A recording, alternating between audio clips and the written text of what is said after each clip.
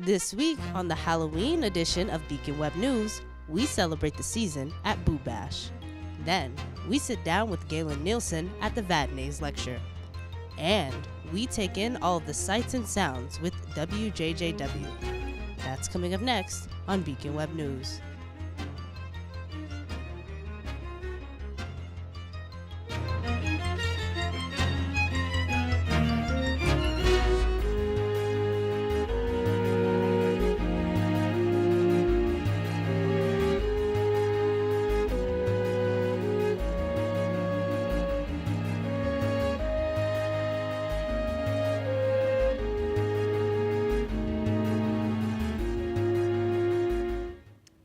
Happy Halloween and welcome to the October 31st episode of Beacon Web News.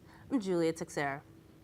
As part of a long-standing tradition in North Adams, MCLA hosted Boo Bash, and BWN's Erica Lucia had the chance to mingle with all of the ghosts and ghouls. Kids from the community got into the Halloween spirit Monday night in Church Street Center, where volunteers from MCLA put on an event called Boo Bash.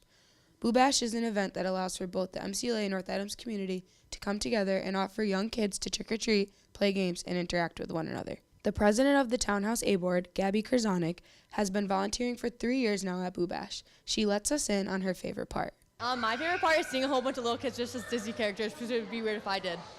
Kids came dressed as all different types of creatures, princesses, vampires, and police officers. Anne-Marie Boyle, who is a freshman here at MCLA, also lets us in on her favorite part of Boo Bash, as well as her favorite costume of the event. Definitely all the little kids in their costumes. They're having a lot of fun, so it's fun to see them run around and see their friends. They get all excited. Little 2-year-old dressed as a vampire because he had the blood on his face and he was feeling himself. With many different activities for kids to take part in to indulge in Halloween coming up, volunteers were given the opportunity to provide limbo, snacks, coloring, and even some dancing. The decorations were spot on and added to the aesthetic of Boo Bash. Senior Riley Elliott was also involved in Boo Bash as a volunteer and commented on the event and what her role was. Today I'm volunteering. Brendan put me as a floater, so I get to interact with people, which I like doing. Volunteers got creative with their costumes as well to help kids who attended the event feel welcomed. Volunteers wore costumes acting as mummies, handymen, Alvin and the Chipmunks, minions, and so many more. The creativity in the room was obvious and was important to the event's success. Boo Bash is a yearly event that never fails to provide to those of the community. From Beacon Web News, this is Erica Lucia. Is fall your favorite season? Come capture the colors with the Drury High School cheerleaders at their Paint and Sip fundraiser on Thursday, November 1st at 6 p.m. at the Greylock Community Club. Learn to paint the seasonal image of autumn reflections on a large canvas with step-by-step instructions provided by Michelle Iglesias from Berkshire Paint and Sip. Tickets are $37 and all the materials will be included. There will be a cash bar, bake sale, and a variety of raffles. To reserve your spot, call 413-205-8346 or go to berkshirepaintandsip.com. Go to North Adams Public Library on November 3rd for History Harvest from 10 a.m. to 3 p.m. Digitize family and cultural heirlooms, adding them to the digital collection of North Adams history. Items will be returned to owners with preservation supplies. Items can be letters, diaries, photographs, maps, and business cards. If you are an MCLA resident student who wants to change your room assignment, make sure to go to RPS and fill out the required paperwork by Monday, November 5th. And return it to the RPS office in Townhouse 89. The RPS office is open from 8:30 a.m. to 4 p.m., Monday through Friday. Are you having trouble connecting to BlazerNet? Well, you're not alone, as Andrew Belargin shares his thoughts on BlazerNet in this week's edition of Take Note. Last Tuesday, our campus Wi-Fi, BlazerNet, completely shut down for a period lasting roughly several hours, beginning in the early evening and ending sometime well after midnight.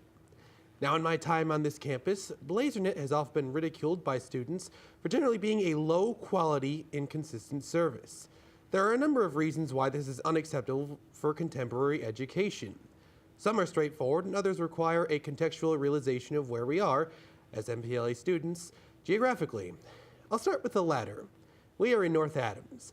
Cell phone service, particularly on the campus, is really, really bad. Not only that, but for students lacking an unlimited data plan, aka virtually everyone here with a cell phone, you'd probably burn through your monthly data in an afternoon or two if you needed to use it to function as a student on campus. Because you aren't getting as much out of your data as you would be in a stable cellular environment, you naturally rely on having actual Wi-Fi to do your academics in an effective way. When BlazerNet isn't effective or isn't functioning at all, it makes it extremely difficult for students to be able to do our schoolwork. Our time, effort, and money is undermined when the college fails us by not giving us the internet access we need for most of our work. Finally, though I'm sure your old grandma and grandpa have countlessly relished on the good old days of communicating with sticks, stones, and incoherent low grunts before the age of the internet, the fact is that the internet is integral to our lives today. We do so much on the internet because it is faster and more effective than doing everything by hand. On campus, we use things such as Canvas, Banner, and Portal to function as MCLA students. Off campus, we use very important functions to be an ordinary member of society, stemming from email to creating a website, to advertising a business, or even to turning an entire business online. The simple truth is that stable internet is necessary to function in the world of today as an adult. When BlazerNet fails, the college fails, and nobody wins. More effort needs to be put into making BlazerNet more consistent and effective. Nobody wants to fail their finals because they were basically given a car to drive with no engine. Thank you, and make sure to view Beacon Web News next week for another edition of Take Note. Mega Millions Mania has been sweeping the country, and North Adams has caught up in the hype for the whopping $750 million Powerball. It was the fourth largest jackpot in U.S. history, and last Saturday, not just one, but two lucky winners matched the desired numbers. According to Powerball's website, regardless of whether the prize is $40 million or $1 billion, the odds of winning prizes is still the same. So what are the odds exactly? Even if more tickets are sold, each individual has a 1 in 38.3 chance of winning $4. So don't give up hope just yet. If you're hoping to win the grand prize, your odds go up to over 292 million to 1.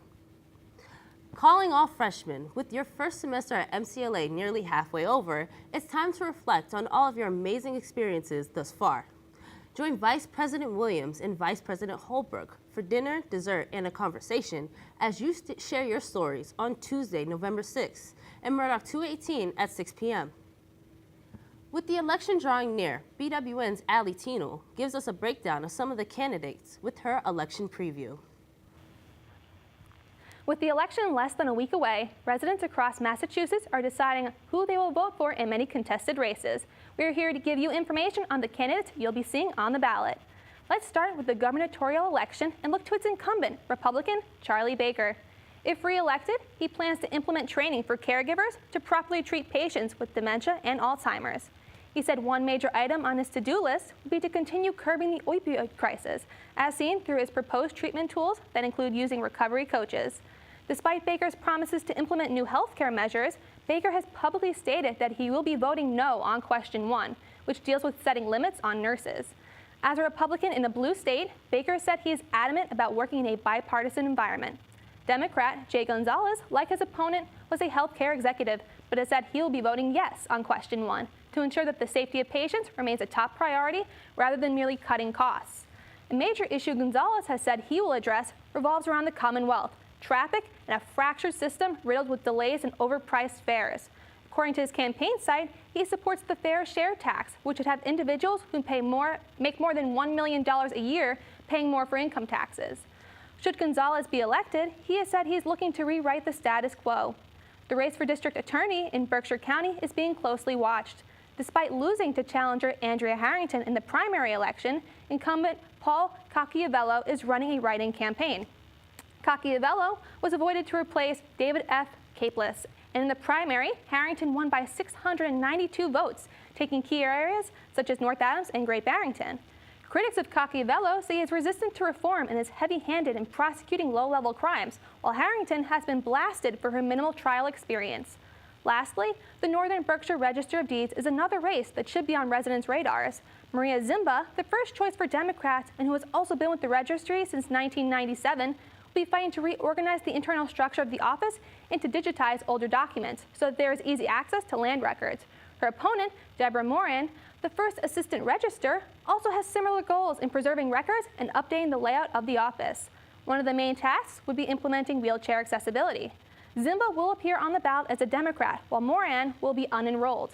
Come November 6th, remember to use your voice and vote. For live coverage on election night, catch us on NBC TC. For Beacon Web News, I'm Allie Teenel. Nationally and statewide, the crime rate has been declining, but for the second year in a row, North Adams and Pittsfield have been named among the highest violent crime rates in Massachusetts.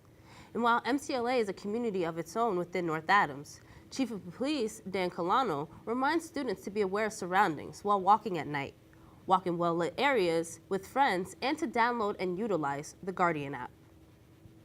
Thursday, November 8th at 7 p.m. in the Amsler Campus Gym, National Book Award winner ta-Nehisi Coates will address the community for the 8th annual Kitty and Michael Dukaias Public Policy Lecture. His work tackles complex issues revolving around culture and identity and what it means to be an African American in today's society. Well known for his work on Marvel's Black Panther graphic novel series, Coates' books and essays have received numerous accolades. The event is free and open to the public. For safety regulations, no large book bags will be allowed into the gymnasium, and all others will be checked at the door.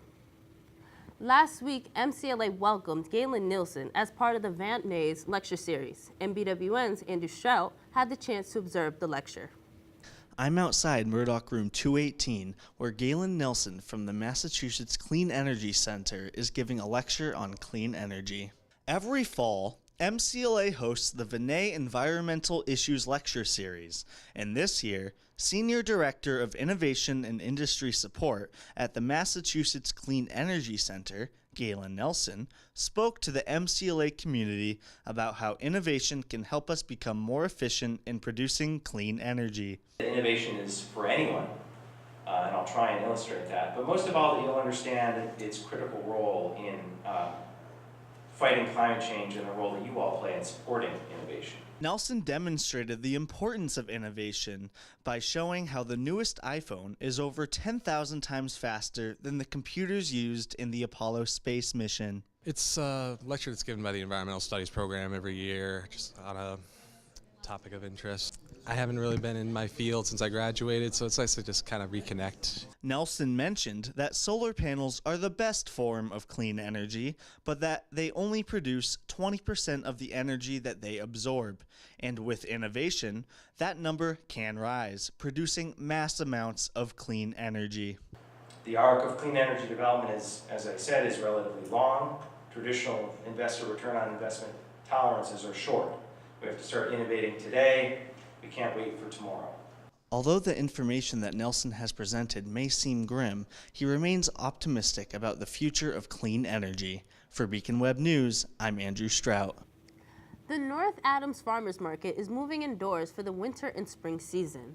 The market will be inside at 85th Main Street from 9 a.m. to 1 p.m. during the first Saturday of every month until May. Along with providing locally produced food, live music will also be performed. Speaking of the North Adams community, BWN's Shawnquelle Dennis tells us about what happened at last Tuesday's City Council meeting. The provisions regarding the stipend for the Retirement Board have been adopted after returning from the Finance Committee. Previously, there was much confusion around where the money was going to come from. Following being postponed at the October 23rd meeting, a formal presentation was given to the Finance Committee where several counselors came prepared, and Counselor Josh Moran said he learned a lot from the presentation. It is clear to everyone now that the stipend is given by state entity. Mayor Bernard reminded everyone that starting November 1st, the winter parking ban will take effect until April 30th of next year. Enforcement will not begin until November 15th to give time for those who may be unaware of the ban. The ban allows snowplows to clean streets without parked vehicles being in the way. Cars are not permitted to park on the streets between the hours of 1 a.m. to 6 a.m. Keep in mind that those found in violation may be ticketed or towed. Be sure to keep your vehicles off the street during these times and to find alternative parking during those hours. The traffic concerns of Eagle, Ashland, and Pleasant Streets were once again among City Council topics. These concerns were originally submitted by Councilor Jason LaForest. The community continued to voice their safety concerns for children, runners, and bikers. Many travelers use these streets to pass through, not realizing the speed limit. In the past few months, there have been 3 accidents on these streets, with one fatality, that of 49-year-old Steve Fortier. Citizens said they will continue to fight to ensure the safety of residents, even though the Traffic Commission has rejected a flashing crosswalk for Church Street. For Beacon Web News, I'm Shanquelle Dennis. IGE will be hosting a Safe Zone training where students can learn more about the LGBTQIA+ community. All are welcomed, whether you're a member of the community yourself, an ally, or just looking to become more educated on LGBTQIA+ issues. To learn more, RSVP now at IGE Resource Center at MCLA.edu. The glass protecting one-of-a-kind stained glass work at the North Adams Public Library was found cracked and may not be repairable. Due to the method that was used to place the window during restorations, the window isn't meant to be replaced for another 500 years. Minnie Hackner told iBerkshires that those contacted for repairs are afraid to take on the project due to potential damages to the stained glass, which is delaying the project. The cause of the crack is still unclear. For this week's club feature, BWN's Karina Matera listened in to the student radio station WJJW. WJJW is the college's radio station. The station has a license from the FCC that allows them to broadcast over the airwaves. Even if you can't listen on the actual radio, there's a stream available online at WJJWradio.com. I think the best part about WJJW is the ability to express yourself, to really take a show and make it your own. Each DJ usually gets a 2-hour slot. There is no consistency. Each 2 hours is completely different, and that's so awesome. That's the thing you can only get with college radio, is just that sheer amount of diversity. It's really awesome. For a lot of the DJs in the club, they are able to have this anonymous connection where only their voice is heard rather than face being seen. In general, the club gives students an opportunity to be involved in a real radio station. My favorite part of being in and working with WJJW would probably be being able to, sit around the station, learn what to do in an actual station. It's very close to an actual real radio station. Obviously, they go all the way. They have the mixer and stuff like that, and it's also being able to just play my music for other people to enjoy and just get the experience of being in a radio station. WJJW is not only a radio station for music lovers, but they stand as a news outlet as well for the public. We do what we kind of call headline news based on the Beacon Brief. So, we complement the Beacon and the Beacon Web News as part of overall news gathering and news dissemination on campus, which is really important, obviously, for our convergence efforts. It's nice for the campus community to have a radio station to listen to. Not only does WJJW stay in the walls of the station and waves of the radio, but the club puts on events to become more involved in our community. Well, for the last few years, the executive board has put on at least 2 concerts a year. We just had one last week, another one coming up in December, and that's been a great outreach for WJJW. And as a radio station, we don't just play music, and part of what the students like to do is to have these concerts to give a music alternative for students to do something on a weekend. We really are working more as a team this year than ever before, I think. So we really kind of try and pick up where others really can't be and help each other out. And it's really been pretty successful. For Beacon Web News, I'm Karina Matera. Artist Taryn Simone has an exhibit at Mass MoCA called The Cold Hole Plus Assembled Audience that dives into ancient rituals of cold water immersion and applause.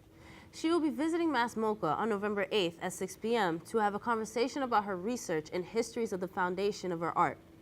Tickets are $5 for students. Join students from Williams College in volunteering for the 2018 Winter Blitz. Help the residents get ready for the season by spending a day winterizing homes in the local community. Sign up via Google Docs through the Facebook event or email Spencer Moser via Outlook. If you are signing up for a group, make sure that there are at least 5 to 8 members in total. It has been over a year since Serenity closed, but the new owners have brought back the original name of the Parlor Cafe and plan to bring back the same funky and creative vibe it had as the Parlor Cafe. MCLA alumni and owners Nick Tardivi and Julia Daly said that they will host trivia nights and open mic nights on weekends. Make sure to follow their Facebook page to be informed of these events. As part of STEM Week, MCLA hosted an Engineering Expo, and BWN's Victoria Weichel was there to experience it. Interest and awareness. STEM Week was created this year, running between October 22nd and 25th. MCLA became a STEM Week partner, hosting lectures and activities throughout the week. We became future engineers as MCLA hosted an Engineering Expo, part of STEM Week, in the Center of Science and Innovation. K-12 students visited stations exploring different forms of engineering. Activities include lemon battery light bulb, robotics, and frequency patterns. Visiting each station, kids received a future engineer certification of completion from General Dynamics Mission System. Met with superintendents and the senior manager of General Dynamics about the Engineering Expo. Economies are going to require that students are STEM literate, and so having an event like this promoting STEM education only fuels the idea that we all need to take some responsibility in making sure that we're teaching those skills, teaching those content areas, and really elevating our understanding of the STEM field so that students can pursue future careers in the STEM areas. Massachusetts economy leads the nation in the number of STEM required fields, and so we need to have our elementary, our high school, and our colleges all engaged in STEM occupations. We've made great strides in the last 10 years, but we have a lot more to go. Area employers are here. General Dynamics is employing that. They employ over 1,000 engineers, and I think the piece of having the engineers in this area and those good jobs is to make sure that they are able to attract. And through our school systems, K-12, and here at MCLA and other schools, it's to prepare that workforce. And at McCann-Tech, we do the same. Behind me, I have my robotics team, and these are groups of students that are working hard in that and embrace the STEM careers. And I think it's all part of the economy, and it's all part of our future. So I couldn't be more pleased with this. And it was very nice that the Secretary of Education, Pizer, was here to help celebrate that with us. Actually put on the STEM Engineering Expo. So the real intent was to bring out various forms of engineering, bring to the students and teach the students here, give them some opportunity to learn about different types of engineering, and also to just have some fun while doing it. Also met with North Adams public school teacher about incorporating art into STEM. We feel that adding the artistic component encourages people to think creatively, encourages innovation. Where there's creativity, there's out-of-the-box thinking. So when you add that artistic element, like music or art or movement, creative movement, it adds the ability to start to look at things from a different perspective. And we feel that's so important if we want to progress as a community and as a society. MCLA also hosts STEM Academy in the summer, allowing incoming freshmen interested in STEM to build foundations and connections before starting in the fall. With Beacon Web News, I'm Victoria Weichel. The North Adams Traffic Commission has turned down requests by residents to put a crosswalk on Church Street to Bradley Street. This crosswalk has been requested for many years by both residents and MCLA students who wish to walk up the hill to Windsor Lake. The commission has said that a crosswalk at that spot would be dangerous, as the culture of the road would not make it visible to vehicles traveling on the road. MCLA students who want to walk to Fish Pond are able to cross the street at the Berkshire Towers crosswalk to avoid danger. Saturday, November 10th, the Crafting Club is interested in taking 11 lucky students to the Norman Rockwell Museum. They plan to leave campus at around 9 a.m. and hope to be back at around 2 p.m. Lunch will not be provided, so bringing a little cash and/or a snack for the trip is highly suggested. If you think you might be interested in going on this trip, you can reach out to Victoria Papetti on Office 365 by October 31st. Speaking of Crafting Club, BWN's Sean-Paul Dennis had the chance to see what the club is crafting up next. Today we're here with Crafting Club as they step away from their homework and paint the stress away. Despite artistic abilities, Crafting Club welcomes students every week to give them a chance to express themselves while also making beautiful art in the process. Members of the Crafting Club talks to us about what the club is all about. You're making paint art by scraping it across, but you put a little bit at the top and then you use a piece of cardboard to scrape it, and then you can do fingerprint trees where you paint the bark and then you put a little paint on your thumb and you just press it in to make the leaves. So really great sense of family in this club. People come and they get the chance to relax and really bond with each other, and it's something that I just really want to continue making and growing. Crafting Club is a place for everyone to come and, express their creativity and kind of de-stress after a long day of work. It's a de-stressor, it really is. It's a way for me to kind of forget about the outside world and to just focus on doing something really fun with a group of people who are really fun. President Natalie Torrey talks to us about the future of Crafting Club and what she hopes it will evolve to in the future. I've been involved with the Crafting Club for 3 years, and this is my second year as its president. My mission for Crafting Club is to have a greater outreach to get more people to know about our club and to do more fun activities where more people who aren't really artsy can come anyways. How free it is and how we have a unique craft like every week, but even though we have like a specific craft that we're doing, you can kind of like take your own path with it. Kick back, relax, and craft. Every Wednesday from 6 to 8 in Bowman 206. For Beacon Web News, I'm Shawnquelle Dennis. Do you live in Boston and might not have a ride home in time for Thanksgiving? Well, you're in luck. RPS is offering a bus trip home and back for $70. They will depart MCLA on Tuesday, November 20th at 5 p.m. and leave from Boston on Sunday, November 25th at 4 p.m. The pickup and drop-off locations for Boston is the Alewife T Station in Cambridge. Residents can sign up for this trip in the RPS office located in Townhouse 89. Early registration is suggested as seats are limited, and payment must be made at the time of registration. Payment can be in cash using exact change or with personal check made payable to MCLA. If you need to pay by credit card, you may do so on the student accounts page on the MCLA website under Quick Links, Miscellaneous Payments, and bring your receipt to RPS to reserve your seat.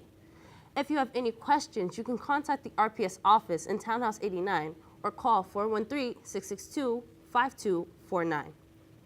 That's it for this week, but make sure to join us for our full election coverage next Tuesday night. Stay up to date with BWN and follow us on our official Facebook page at facebook.com/MCLABWN. Thanks for watching, and we'll see you next week.